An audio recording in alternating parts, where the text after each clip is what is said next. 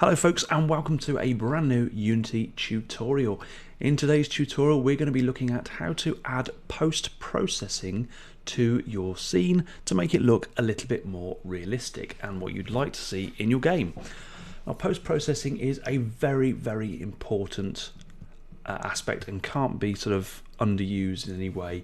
It can be overused as well though, so you can have post-processing effects which just look too much, too bright, or just way too over the top. So it's about getting that fine balance, and with post-processing you can just tweak it and play around with it as much as you want until you get the right effect that you're looking for. And now before we go on, I'm going to be using the Universal Render Pipeline, which is the pipeline that comes with Unity. There are three pipelines. There's a standard pipeline, which I don't use anymore, and to be perfectly honest with you, I have no idea why anybody would want to use that pipeline anymore. Universal Render Pipeline, which is what I'm using now, or the High Definition Render Pipeline as well, which is obviously for if you want a real AAA kind of effect game. But the Universal Render Pipeline sits in the middle and it is perfect for what anybody needs to do. So we're going to start by looking at that. Now what we have, first of all, you may look, when you download assets, you can start off by getting these weird lines here. So with the cursor, you've got little gaps in the shadows, and that really is an easy fix. So we're going to fix that first of all, and it can happen quite easily, but it is, like I say, a very straightforward fix before we get started. So in the settings you'll have the pipeline details here. So if you go to assets and settings, and when you load up a new file, new game, new engine or whatever, you'll have these settings in there. And if you click on the one there that says Universal Render Pipeline High Quality, and all you need to do to get rid of these is just change the normal bias, moving it to the left a bit, and it will clear up those lines. If you move it to the right, look what it does, it just makes the shadows look really weird. But you want to drop it down right to the bottom. You can have it 0 if you want, or 0.1 or whatever you want to have it. I'm just going to whack it down to 0 there, and it just gets rid of those awkward lines, and the shadows are much more solid now, and you don't have any weird bumpiness. Okay, right, so what I'm going to do is, I'm in the middle of some wires here, which is awkward for the camera. So what we're going to do now is we're going to create some post-processing. Now the most obvious thing to add first of all is a fog effect. So if you go up to your inspector panel, you've got lighting there. If you don't have lighting, if you go up to window and down to, I think it's in rendering, and you click on your lighting, and it will appear somewhere in the middle of the screen. You just drag it over to here and pop it up there. That's where I have it, or you can move it around. You can pop it wherever you want it really. You can pop it there if you really desire, but I like to have mine up there next to the inspector. So when you've got your lighting open, you've got scene, environment and baked light maps. Click on environment, and you've got down here other settings, fog, and all you need to do is really straightforward. It's tick the fog box, and if you notice in the screen you get a grey fogginess already, and you can change that. It's set to linear here. We can change it so the fog starts a little bit later. So if we do 50 there, for instance, it's just in the background, so that building there is now fogged out. If you untick it, there you go. So you've got fog in the distance.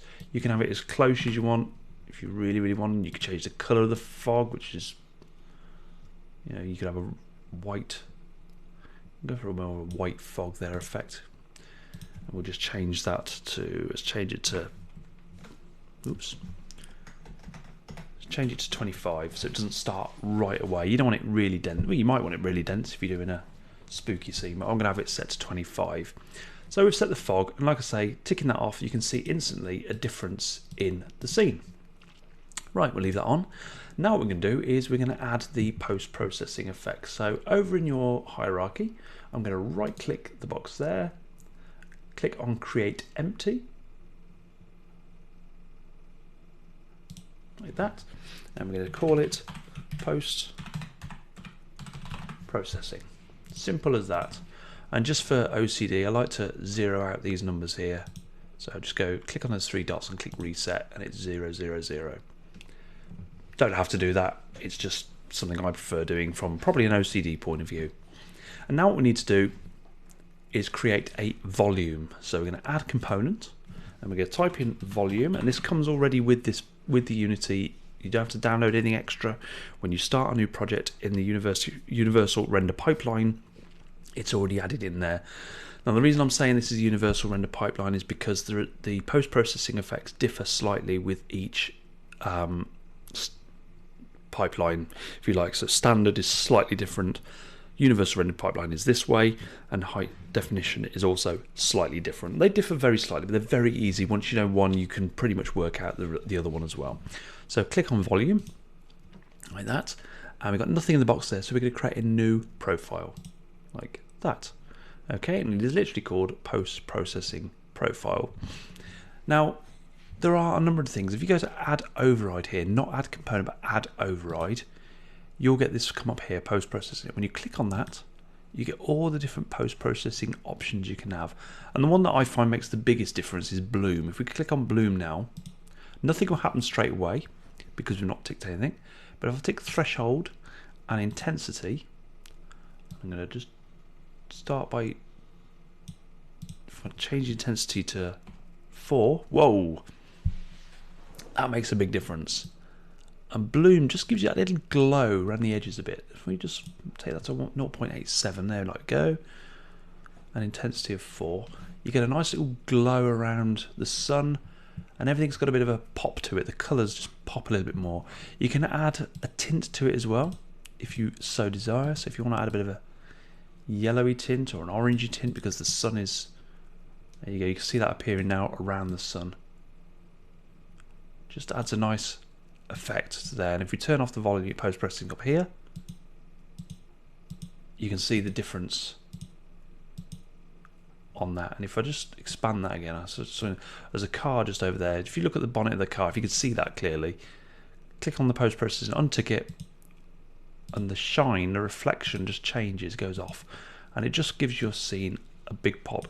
And to be honest with you, a lot of people only really need bloom to add a bit of pop to their colours. It just really just adds a nice touch to it.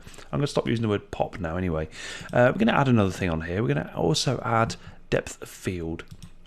And the depth of field, depending on which one you select and how you select it, should blur out the background a little bit. And if we just click mode and click that one there, we'll do the start and end rather like we did with the fog. Okay. Again, if I just scroll that one out there, out of the way. So that's with it on, depth of field. If you click it off, you can see the difference. So by adding that, it just makes a slight blur in the distance. And if you're working in first person character, as the character moves forward, that'll come into focus and it'll alter accordingly. It's all done at render time. So yeah, I think that's quite a nice effect. You might want to change it so it sort of starts a little bit further away. Depends how short-sighted your character is. You might want to just change the end there. So I think the van there is still in focus, but the car after that is kind of out of focus. Another one you might want to add, if we go to this one here, is vignette. And vignette will just add black to the edges. I'm just going to click all of these. I don't want to click rounded because rounded really does go a bit mad. Let's change the intensity a little bit. And as you can see, if I change it right up, it looks like we're looking through a scope now or something. And you can use vignette for scopes, binoculars, etc. It's quite handy in that instance. But with this, we just want to darken the edges of the screen. And the best way you can do this is by just click play. And just see, it's not really made much of a difference here, but all I want is just the edges to be slightly darkened. But as you can see, that's looking really, really good already. And I'll show you a comparison between the two in a moment. So if we just make the vignette a little bit bigger, click play again, let's just have a look. There's slight darkening, it's not really doing much. Let's make it let's whack it up so you can see the big difference. Hopefully, he says. Yeah, so we've got a slight darkening of the edges there. And again, you can play around with these. But that scene already, to me, looks nice. It looks like a nice early morning. We've got the steam coming up here from which are the little effects there that come with this particular pack, and the sun's coming up there. There's got a nice glow around it. In the distance it's slightly blurred, and then you've got the fog making these areas here a lot harder to see, and I think that's really cool. You don't need to do anything more with that really, but it's entirely up to you. You've got a lot of others on here, and I'm not going to show you every single one, because you know the best thing you can do with this is to play around with it. Lens distortion is the one that I don't really use at all, because it kind of just makes everything look a bit woo. I mean, I suppose it's handy if you're doing that kind of game where perhaps you're playing a monster and you've got weird vision, or you're drunk and you want to sort of flick between the two as you're walking along. You can do that. But yeah, I don't really bother with lens distortion myself. Well, I don't bother with it. I haven't come up with a reason to use it yet. But like I say, there's loads of different ones that you can have. You've got film grain as well, so you can add a slight graininess to the screen. What I'll do is I'll show you what it is really bad, and then obviously when we click play now you'll be able to see. So that's with the grain on it. You can just see little, almost like a flickering on the screen, and again you might want to use it for something, you might not. It's entirely up to you. I'm going to turn that off there like that. Let's remove that. But that is pretty much what I use in my games. I just use really those three and the fog. And then you just play around with them as much as you want to get the ideal look. You can also add a dirt texture. I don't have a dirt texture with me at the moment, but you can add a dirt texture to the camera. But yeah, there's a number of things you can do, and it really, really is that easy. Now, if we turn post-processing off, let's just make this screen look bigger. So that's what it looks like with post-processing on, and this is what it looks like with post-processing off. And the difference, I think, is quite amazing.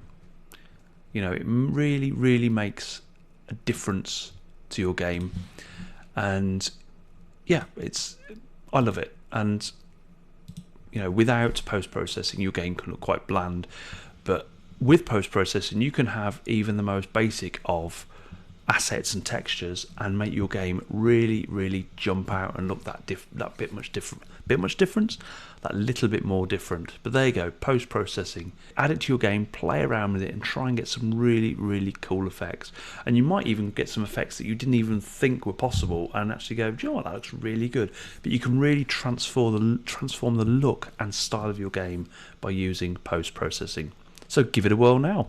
There we go, folks. That is post-processing. Well, if you've enjoyed this video, don't forget to give us a big thumbs up, smash that like button, subscribe to the channel for more content, and as always, thank you ever so much for watching. Bye for now.